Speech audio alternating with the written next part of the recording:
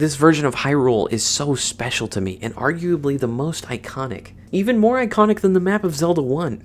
I mean, this version of Hyrule was revisited in an adventure that takes place centuries in the future, A Link Between Worlds, where that incarnation of Link has to face similar trials, and the events of Link to the Past are still a bit of a recent memory.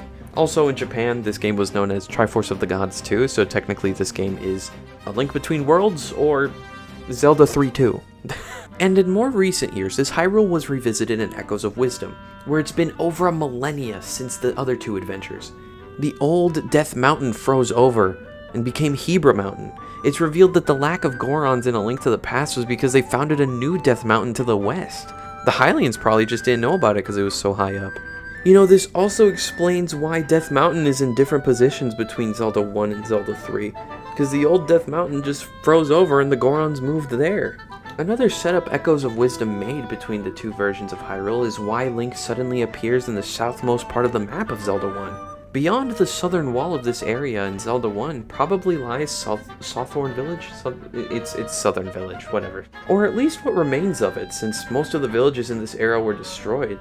Oh, and for those who don't know, the Gorons are a rock-eating race that was introduced in the next home console entry.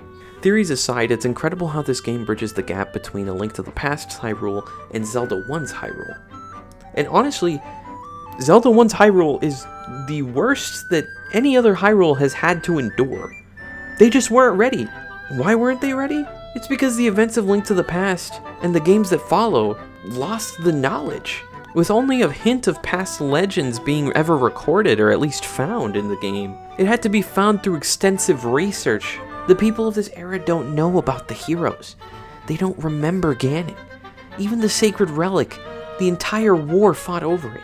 They endured such a long era of peace that they just weren't ready for the chaos that ensued during the events of Zelda 1, or rather, leading up to it. I'm pretty sure the Triforce wasn't even mentioned in this game because its name was forgotten.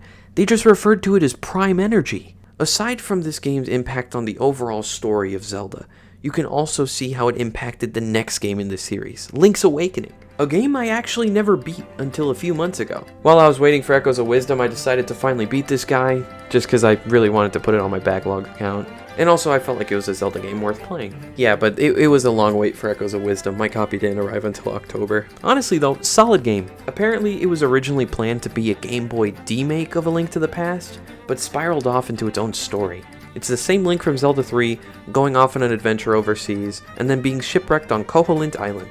That's all I'll say about this game now because I feel like it deserves its own video in the future.